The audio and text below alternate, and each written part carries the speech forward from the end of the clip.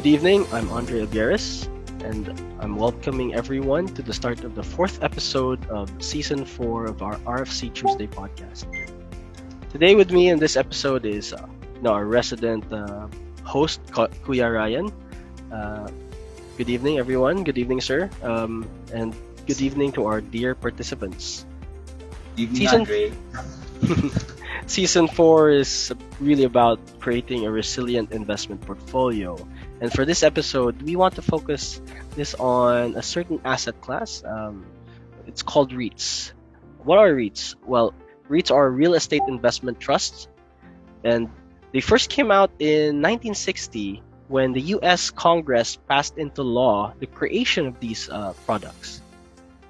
Originally, REITs were envisioned to allow investors, especially small investors, your average Joe, or in our case, average Juan, access to income-producing real estate assets. And since then, U.S. REITs have flourished and have actually become a model for REITs all over the world. In the Philippines, we actually recently passed the REIT law, the Republic Act 9856, or the Real Estate Investment Trust Act of 2009. But it took our companies some time, and only recently, like in 2020, when Ayala released their REIT, the Ayala REIT, and IPO'd it back in around August 2020. So today, or tonight rather, we actually want to see how REITs work and why we think that they should be included in our client's portfolio. Uh, as usual, this show is powered by the IARFCPH, the Philippine chapter of the International Association of the Registered Financial Consultants. The IARFCPH is the association dedicated to the craft of financial consulting, and it is the sole organization authorized to conduct the RFC conversion course, as well as continuing education in the field of financial consulting. We are your hosts tonight. I'm Andre Obieres, a registered financial consultant and a portfolio manager. I am Kuya Ryan Daes, a registered financial consultant, a chartered wealth manager, and a registered estate planner. Good evening, everyone. Thank you for joining us again. Thank you for being with us in the podcast. So, guys, if you wish to view the previous episodes and share them with all of your friends, not just RFC colleagues, even non-RFC colleagues, you may find them in the IARFCPH Facebook page. You know, Andre, everybody's still reeling from the last episode. Medyo exciting ang cryptocurrencies, di ba? That we had with Trix. We learned so much more about blockchain technology, yung mga practical uses noon, aside from being a potential investment asset that we can perhaps include in the portfolio of our clients or even our own. Tonight, tonight promises another interesting topic. As you have mentioned, REITs have been around before many of us are born actually. 'Di ba? So, hindi pa tayo pinapanganak, nandiyan na 'yan. Although we only heard more about REITs sometime in the mid 2000s. But and there was a law that was passed about it in 2009.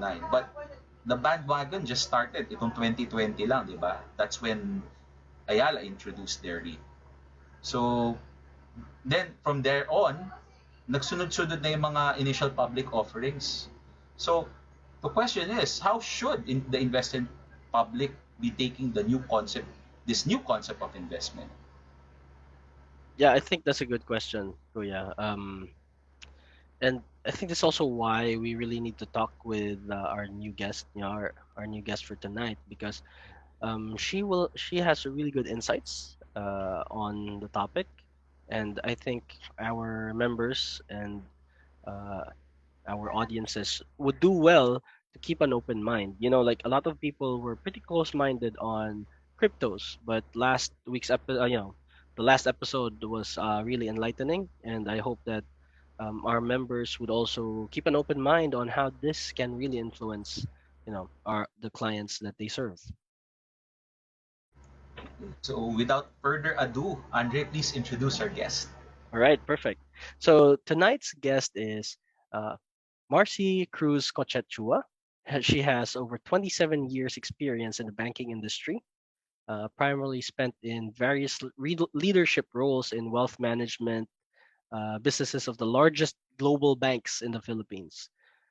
In 2019, she established the wealth business of one of the fastest and most innovative asset and wealth management companies in the Philippines. That's Atram. She was also recently named Chief Revenue Officer of Atram. So, congratulations to her. Uh, and prior to actually going into industry, she graduated from the University of Philippines, Diliman, with a Bachelor of Science degree in Business Administration and Accountancy. She graduated with honors as a cum laude and is a certified public accountant. She is both a chartered wealth manager and a certified trust and estate planner with the Global Academy of Financial Management. She is also a certified UITF salesperson, fixed income salesman, and a certified trust professional by the Trust Institute of the Philippines. Ladies and gentlemen, let's give a warm RFC welcome to Marcy Cochechua. Hi everyone. Hi Andre and hi Rai. Very nice to see both of you again and maraming salamat for inviting me to be with all of you. I am so excited with this first podcast that I'm joining you in, and syempre, I'm really hoping that tonight we will have a good and very exciting discussion. Perfect. We're also really looking forward to our conversation tonight. So, Same here, same here. I'm very excited with the topic tonight. It's quite very interesting.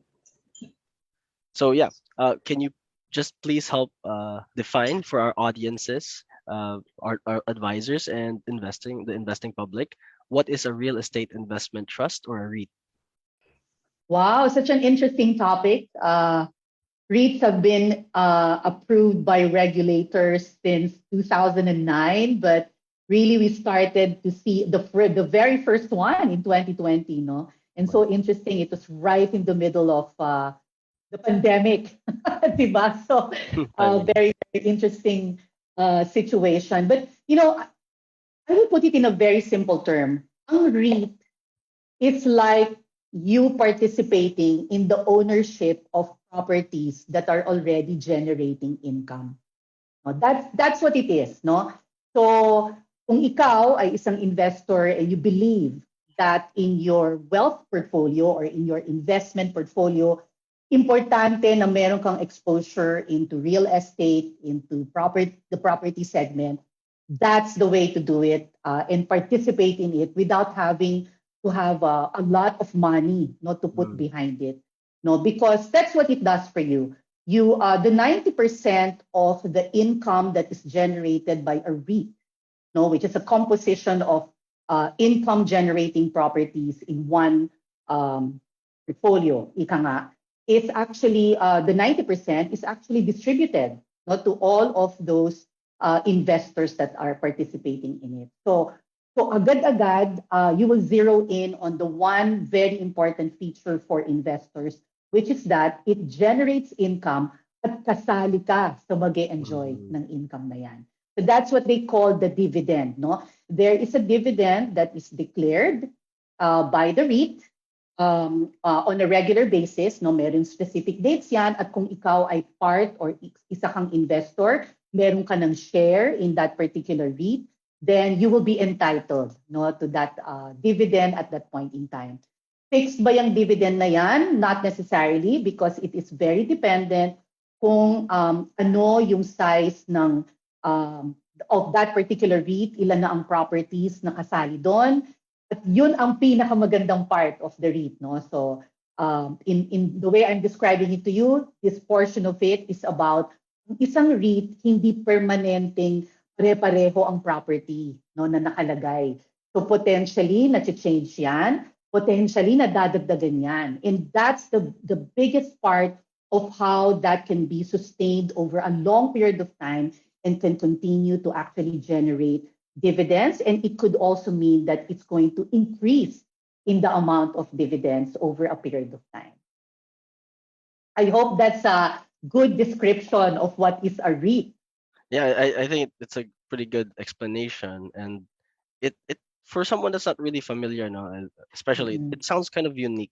Sounds kind of different, diba? It Yes, it's yes. like if you would talk about that, no, to a layperson, Mm-mm. they can get the gist that it is real estate. But how would you Oo. categorize the REIT as an investment?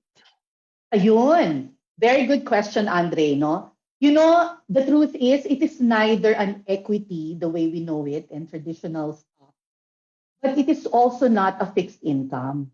It just feels like it has features of both, no? Because for one, ang ating local REITs are participating in the stock exchange, no? So it is available. It is in a market that permits buyers and sellers to be part of it, no?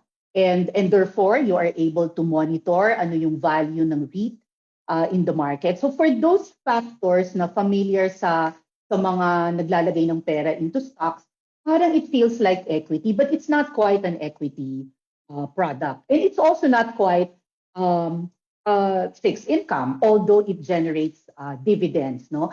So what is it exactly? In the world of global investing, it is actually considered what they call an alternative asset. Alternative. It's neither an equity product and it's neither a fixed income product, and the way it behaves is not necessarily correlated. Ibig sabihin, hindi niya sinasabayan kung anong nangyayari dun sa equity or nangyayari dun sa fixed income, parehong-pareho yung kanyang behavior in the market. Hindi, no?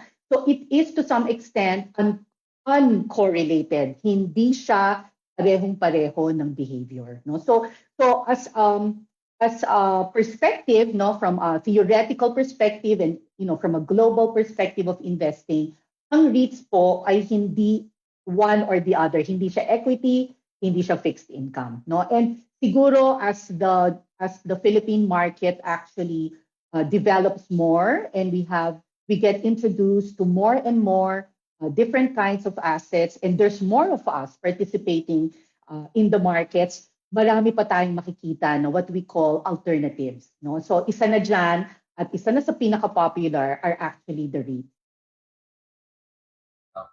It's very nice how you put it, yung correlation at Yeah. saka uncorrelated. Talagang very spot on, pangmasa. Ika nga. Oo, 'di ba? Ang Yung simple. oo. At saka kung hahanapin nila yung definition, ganun lang 'yun ano, ang ibig sabihin ng correlated, magkapareho, no? They reflect each other's Movement, performance. yung galaw, di ba? Oo, yung galaw. Pero pag sinabing uncorrelated, magkaiba sila, no? Merong mga percentages 'yan na ibang-iba ba or medyo magkaiba lang, no? So iba-ibang levels 'yan, and the uncorrelation of a REIT would actually be slightly lang uncorrelated from equities, no? Slightly. Bakit? Kasi it is still Listed. a company in itself, no? Actually merong legal entity, no? May legal entity existence ang isang REIT, no? May sarili siyang kumpanya, kumbaga. At saka tinatawag nilang dividend, no? Yung kanyang sinishare na kita, no? At income into the company. So meron silang slight uncorrelation, but definitely uncorrelated siya with fixed income. Okay. So, since hindi siya categorized as a fixed income instrument or any form of fixed income-based asset or derivative, anong expectation natin sa performance ng REIT? Given na inflation went up higher than expected and interest rates of fixed income securities are expected to go up, di ba? So, brought about by, alam naman natin, tumaas ang presyo ng gasolina at diesel. Yes. So, Correct. lahat tumaas na rin, di ba? So, how would they be affected by these possible increase in prices? Okay, very, very good question, no? And this is one thing that I will respond to from the perspective of kailangan na iintindihan natin ano ba ang laman ng isang REIT, ng isang real estate investment trust portfolio, no? Ang laman niyan, as I said, no, can be different kinds of properties that are already generating income. So kung iba-iba siyang property, ibig sabihin nun, meron siyang kakabit na mga cost. So kunyari lang, ano, let's take for example, isang building, no? Ang isang building na nagpaparenta ng space, meron niyang mga considerations of the maintenance of that space, no? So may mga costs na naka-attach doon.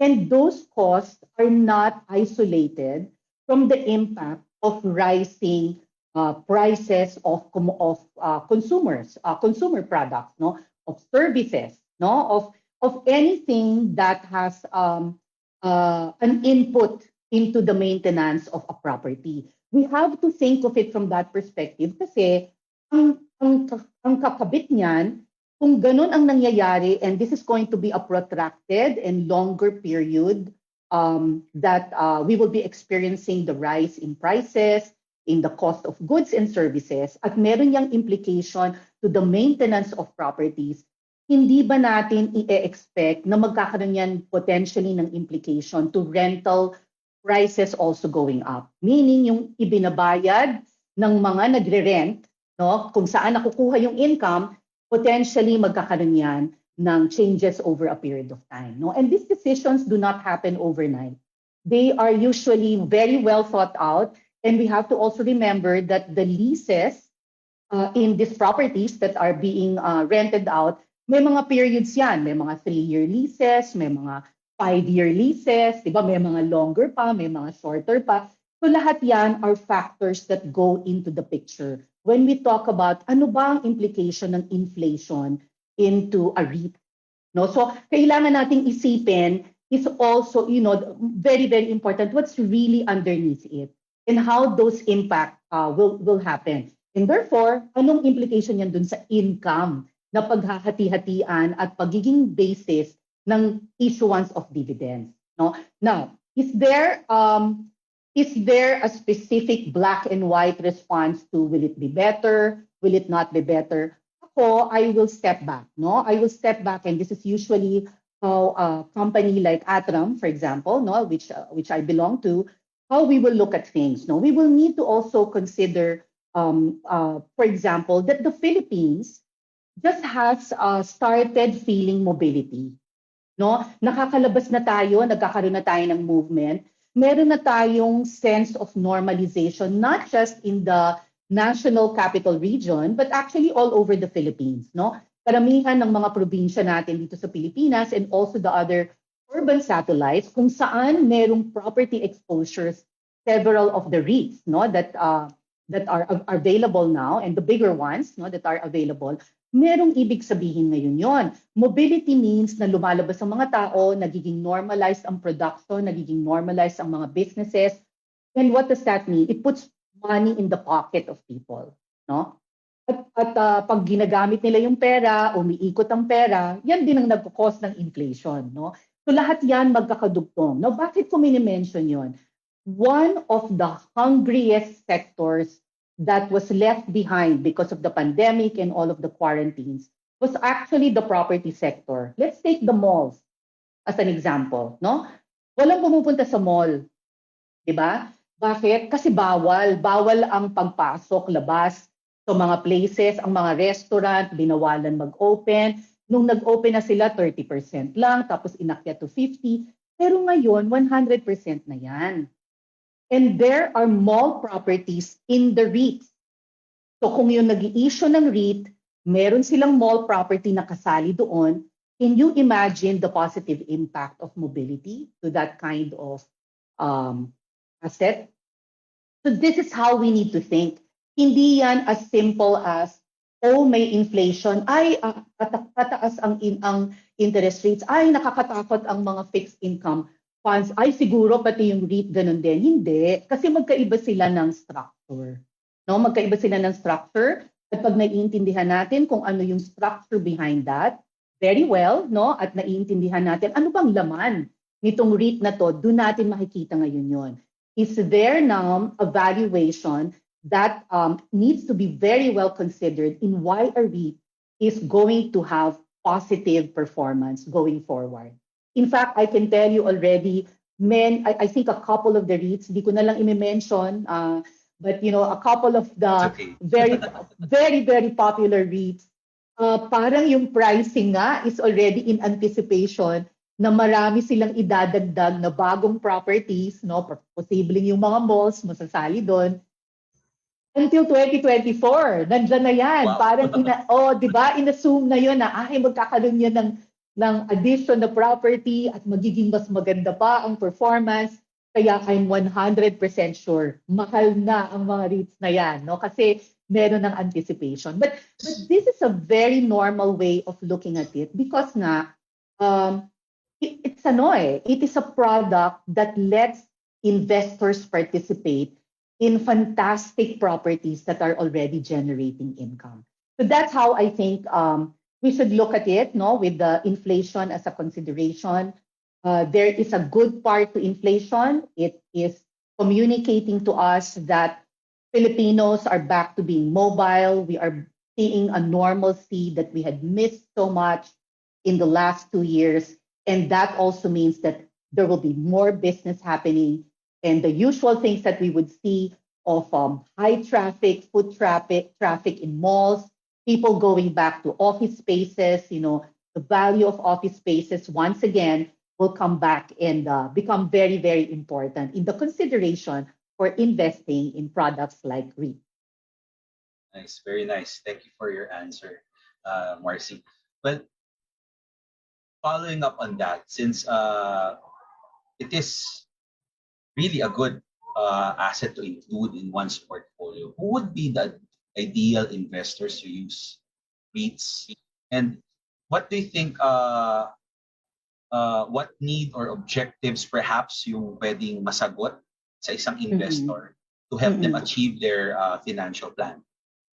Okay. Wow, ganda naman ng question, Rai. Salamat. This is how I'll answer it, no? I think I'll start it off by saying that a real helpful conversation to investors that any advisor will do is not to go to the client and just offer a product. The conversation has to be all about asking and listening, no? And if we are able to ask what are the plans of the client, what are the needs of the client, and they are able to express na meron pala silang need for income, no? For regular income, for something that can give them an additional source of passive flow on some regular basis. That's when I think a REIT consideration of that client comes into the picture. This is not necessarily a conversation that will happen lang for a few individuals. I think additional cash flow and income that has some level of assurance that it will happen is part of every investor's perspective, right? So if you are an investor that has always wanted a diversified portfolio that you can build over time, you will automatically want a REIT in your portfolio. Why? Because REIT is property. REIT is a form of way to diversify. And that in itself is already a purpose. You are building a long-term portfolio that you want to already start to become diversified. That is already one conversation. Another conversation is you will express as an investor that what you need na is additional cash flow on a regular basis. That is an income conversation. The REITs also will come into the picture in that kind of conversation.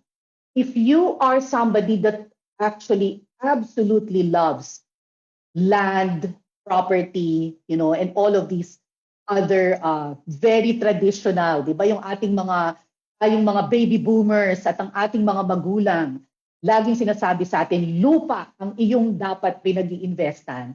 Magandang conversation ng REIT, no? So papasok din yan when, they're expressing to you, alam mo, ako hindi ako nag-i-invest talaga sa mga liquid investments and all of that. But, the pandemic told us and very clearly showed to us the times are already telling us you cannot not be liquid in your portfolio. There has to be some liquidity in your portfolio. But liquidity does not mean cash. Liquidity also means have some liquid investments, right? You love property, then put some REITs as your liquid investment. It's liquid because there is a market every day where it actually trades. So I hope I was able to answer the question right. No? So this is not about really offering the product just right off the bat. I think the REITs become an important part of an advisor, consultant, and investor conversation, depending on how the investor is actually thinking and what they need going forward when it comes to investing. I totally agree with your answers, actually. So happy with it. I'm learning a lot still, although medyo may experience na ako about REIT and I've read a lot about it. Actually, I started selling a fund that I already started selling funds that have REITs tied into them. So, Oh, very good. I guess another question that would come to mind for investors would be when you buy your own real property assets, you have to worry about tenants, right? You have to worry about Right, occupancy right. rating. Are these things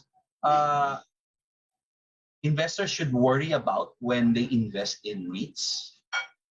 It is actually a factor to in making a choice. No? So kapag pumipili sila, what REIT would be the one that they will choose. Because, as I said before, the very first one happened, um, walang choices on the REITs. But after nung unang-una, ang dami ng sumunod. Parang, I think if I'm not mistaken, there's about 6 of them now that are available to us, and probably there's more of that's going to happen going forward. And because you now have choices, you can actually make decisions when you start choosing which REIT ba ang una kong pag-iinvestan at sino yung susunod and so on and so forth. Tapos ang susunod ng question dyan, magkano sa pera ko ang ilalagay ko dito sa REIT na to, tapos ito yung amount naman for this, may allocation considerations ka na. So one of the factors that is really important to look at is ano yung occupancy rate, no?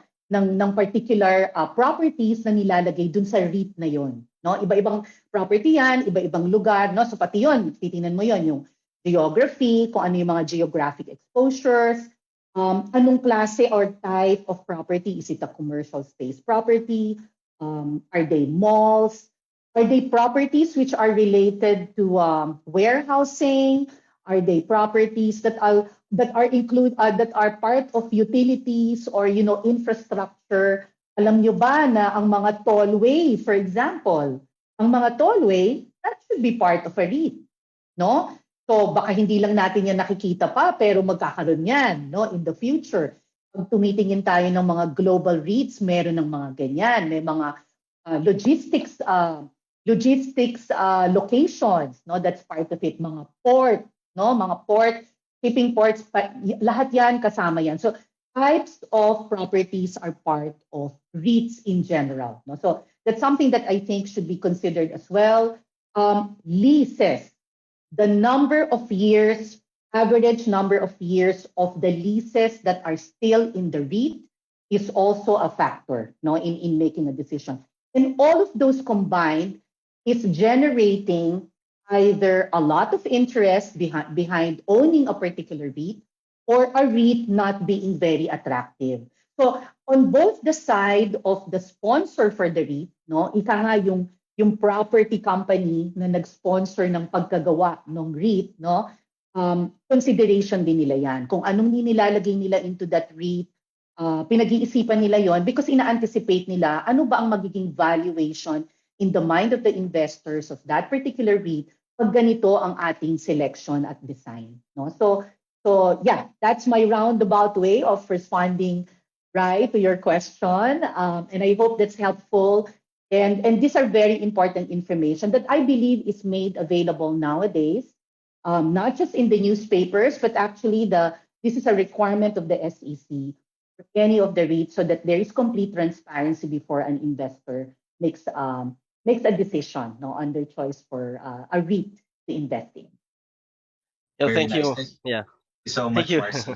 That was actually pretty good. Like it does bring the focus to what's important. But there's something you mentioned earlier that I actually wanted to dive a bit deeper. But you mentioned that there are different kinds of properties, right? It's not just limited Right. to logistic. Globally, there's a lot of other kinds of REITs. Yes, So yes. now I would like to ask, like in the pandemic, how did they actually, how did the pandemic actually affect these different kinds of REITs? Were they still able to pay dividends even if there were some REITs that Yes, had to close down? yes. Yep. Nobody, yeah, nobody, none of the REITs, at least, no, that were already operating in the market, lost the capability to do that. Because remember that one of the key features is really the lease agreements, no, the average years that a property that goes into the REIT, no, the one that's identified by the sponsor company, um, what are their lease tenors? That's a big consideration. So, despite the fact that there were some concessions, very likely that had been arranged, to collect those payments, etc., the rental income never went away, right? There is continuous payment. It's very possible that they were just actually delayed. There were some concessions. There were some special arrangements that transpired for limited periods of time to accommodate, to be more humane in the face of the pandemic. These were the decisions that had to be made. But at the end of the day, those are still income. They will still flow into the books of the REITs, right? And 90% of that is supposed to be shared with the profit, no? The profit before taxes, I believe. Yeah, yeah, pre-tax profit. 90% of them should still be declared as required, no, by regulator to all of the investors. So that continued, and we believe that that will continue lalo pa ngayon, no? Lalo pa ngayon na parang it's even clearer for us that embracing the situation with the virus, the fact that it's now an endemic, the mobility is no longer as restricted as before. And we also learned, in case this whole thing happens again, what do we do? There are formulas that are in place around that already. And I guess even the fact that there are sustainability policies and processes and, all of those important business continuity considerations have been considered in the face of what has happened to us. Those would become factors, and those will also be very important on counting on the dividends to come, no, to come to the investors. And we've seen na matibay, no, matibay ang at maganda ang selection of the properties that were in those REITs, and that's why the dividends actually continue to be paid out. Yeah.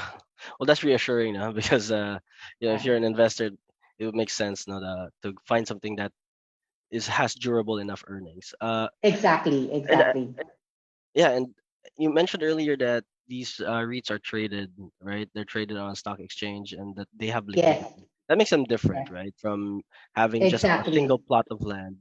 So, I would like to ask, like, do you have a general view or perspective on how the REITs have performed since they actually IPO'd? Mm, for most of them, the performance has been great. No, it's been great. I think for most of them, there's probably a couple that is not or is experiencing some challenges, but and that's really because of the profile of the uh, properties that had an exposure in those streets, the sectors that they were exposed Right. to. If, for example, just off the bat, they were primarily exposed to rentals, commercial property that's being rented to, um, BPOs that were just in the Philippines for a shorter period of time, not the longer periods. I think these were the ones that were exposed to those that are in the gaming sector, for example, or online entertainment and things like that. They may be challenged at this point in time, no, but it doesn't mean that they cannot pivot and be able to adjust and learn and reuse and redo how they wish to position those properties. So there will be situations like that. So that's why nga uh, the the choice, studying the REIT that you will invest in has to do with hindi lang sa kung anong naririnig mo na sikat. No? Hindi yan tungkol dyan. Kailangan nagbabasa ka talaga, no? Kung ikaw ang consultant at ikaw ang advisor, basahin mo yung fact sheet that is available about every REIT. Tingnan mo kung anong laman niya, no? Tingnan mo yung mga like the factors I mentioned a while ago. Yan ang mga nakalagay diyan, no? Pag-aralan yung mabuti. Ano ang potential ng property company na maglagay pa ng mas maraming properties of a similar profile or even a newer profile, no? Nag-expand, no? Nagiging more diversified yung REIT na yan. Lahat yan magiging consideration yan, no? To really zero in on how the performance will be going forward. And it doesn't mean that a cheap um, REIT right now will forever be in that situation, as I said, right? Baka nga, you may want to buy it while it's very cheap. And if you are aware, no, because the information is very transparent about that REIT na meron pala silang mga plano that makes sense going forward, then that could be the reason why this would have a rebound, and it's something that you can hold on to for a long period of time and expect it to perform and maybe outperform pa the others who are leading right now. So yeah, those are all the possibilities for investing in REIT. I think those are great points, and the looking at the details really do matter. I think that's one of the areas where advisors can create value, right? Doing the research for the clients. So That's right.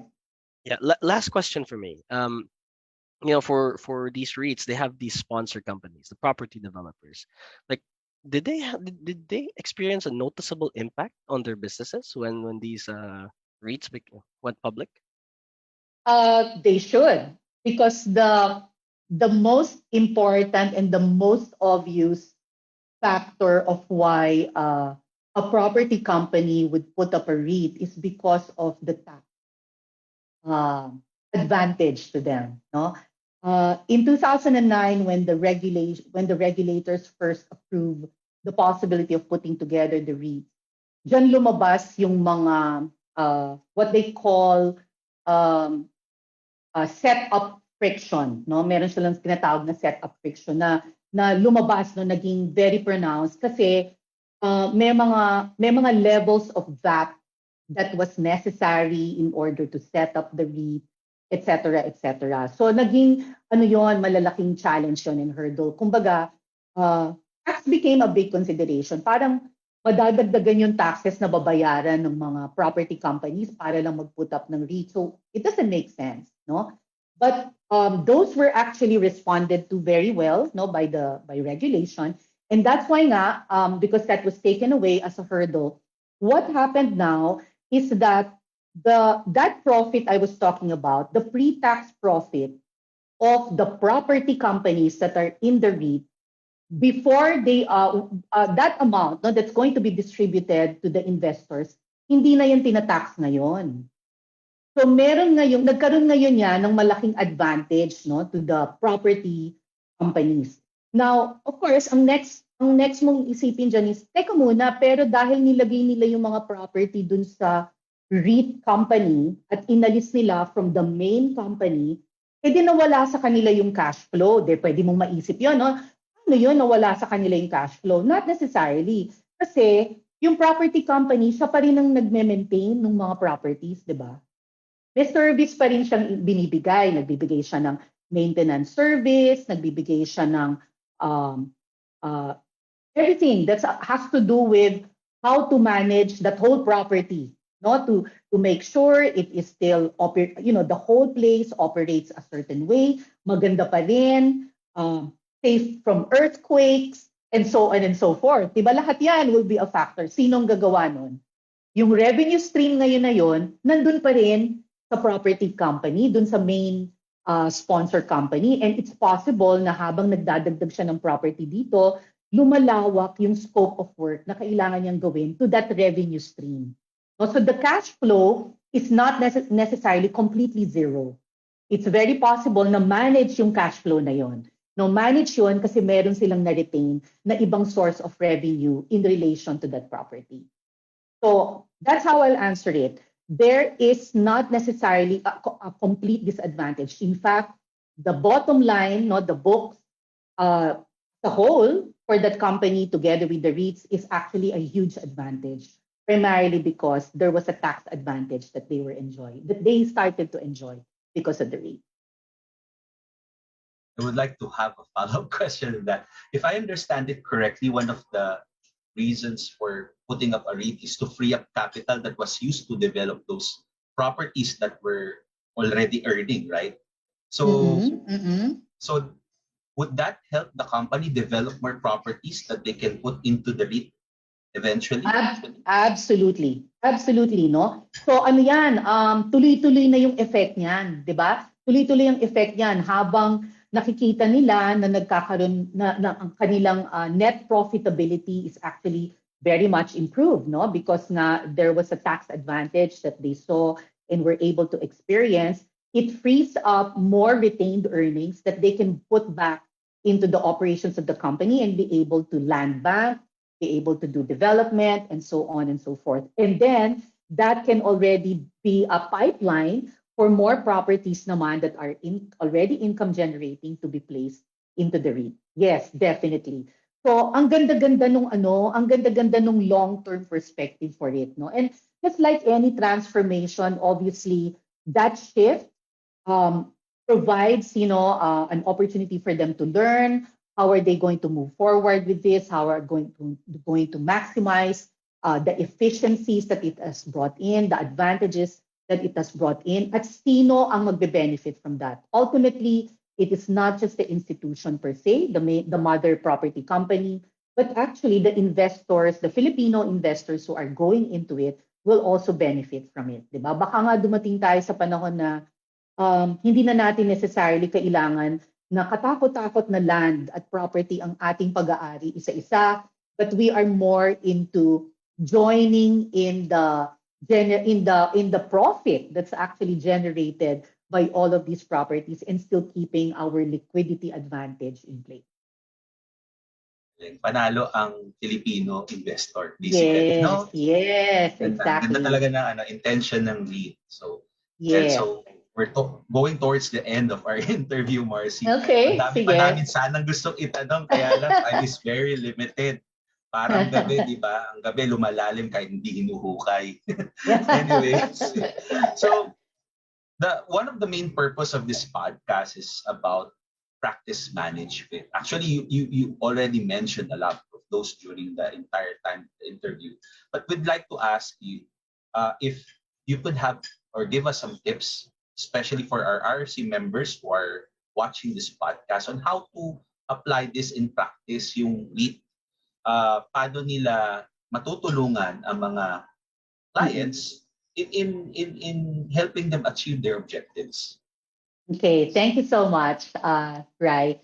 Uumpisahan ko yung sagot ko dyan by saying this first, no?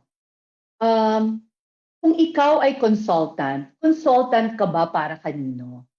Kung ikaw ay advisor, para kanino ka nagiging advisor, no? So, kung klaro sa mind mo na ikaw ay nandyan to be the mentor, the guide, the coach, the cheerleader, um, and really putting in focus yung kliyente mo, ang starting point mo, tama na agad.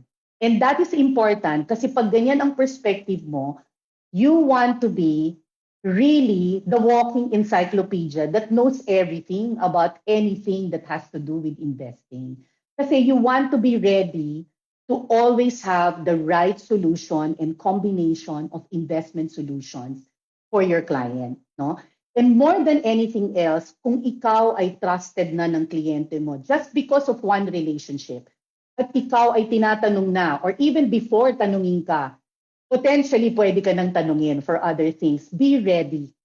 Be ready. Get yourself always well informed. Huwag ka lang nakikipagkwentuhan. Magbasa ka, mag-research ka, know everything in detail and by heart, and always know why. Why does a particular investment exist? What is the role of that investment in the portfolio that is being built by your client? Because at the end of the day, it is not about the performance of the assets that you will be judged. It is about the way you had anticipated and responded to the long term goals of that particular client or even to the short term and medium term goals of that client. Ang iyong presence and the way that you have presented and brought light into what are the possible solutions that your client could have, especially important habang kumikita pa siya dahil malakas pa siya, will mean that you are protecting their future in a more holistic and complete way.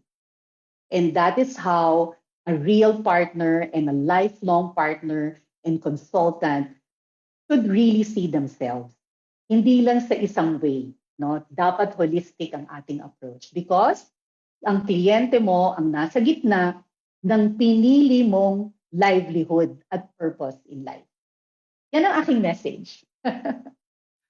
Ganda, ganda. So beautiful.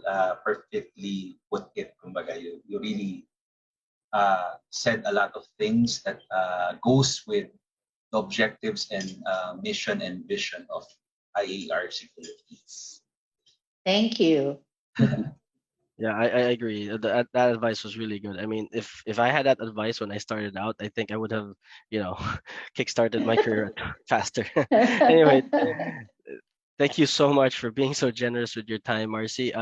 Perhaps in the future we could actually have you again to pick your brains on, different topics, Hope different that your areas. doors are still open. Yeah. So Yes, I would To love us. to. I would love to. I would love to. And I hope you don't mind my sharing this. I am such a believer of financial advisors, financial consultants.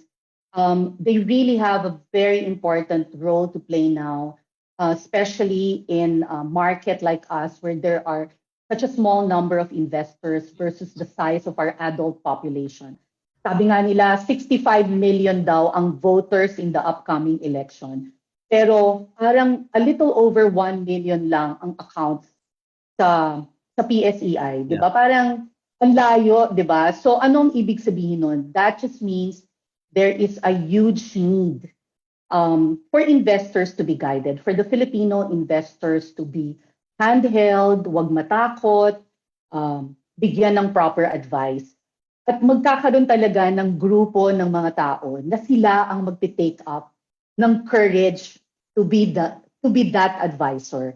And umpisahan na natin 'yan, no? Let's do that. Let's make it happen. Let's prepare ourselves to do it. And I can tell you, Atram will be at the forefront on making sure that this kind of thinking, this kind of way of advisory, this kind of respect for advisors will definitely be there because it is at the center of what we do and how we do things in Atram. Nag-plug pa, sorry but I just thought I wanted to share that with your You. listeners. Kakampi nyo kami. Thank you. I really learned a lot about tonight, and I'm sure Kuya Ryan also did. And I think as outside of REITs, there's also something our members, our RFC members and audiences would actually be excited to learn about. Because in our next episode, in episode 5, we will actually be inviting Dr. Edwin Baliroso from First Metro Asset Management Incorporated, who will be discussing about fixed income securities and funds. So it really is about a fixed income concentrated episode. And I think that's something we would also do well to take a look at. That episode will be aired on the second Tuesday of May, so see you then. And going forward, as a regular announcement for our members and those prospective RFC members, we actually have an open public course, the RFC conversion course, this June 2022.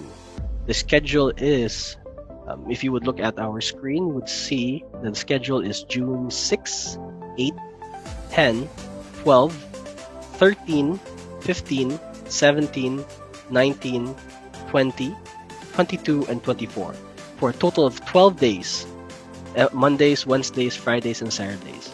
The course fee is now 35,000 pesos. I think it's a well worth investment for you to level up your practice. And for our members who actually just want to polish their skills, we have an RFC refresher course. If you would look at our screen, you will see the dates. It is scheduled for July 2022, July 4, 5, 6, and 7 from 8 a.m. to 12 noon. And the course fee is also 13,000 pesos. So for your membership renewal information, please contact Ms. Arlene Baguyo at iarfcph@gmail.com or through mobile 0917-645-7846. You will also be able to see that on our screen and on our Facebook post announcements. So I suggest our members please contact the IARFCPH now for your membership renewals and for further episodes of the series. Our podcast episodes are shown every second and fourth Tuesday of the month. That is why it is very important to follow us on Facebook. Episodes are pre-recorded and broadcasted through Facebook Live. On behalf of our executive producer, Ms. Grace Levero Escobar, this is the RFC Tuesday podcast saying, It is better to be in the know than to be the last to know. good night, everyone. Thank you for joining us. See you again in the next episode. Stay safe. All right, good night, everyone. See you next episode.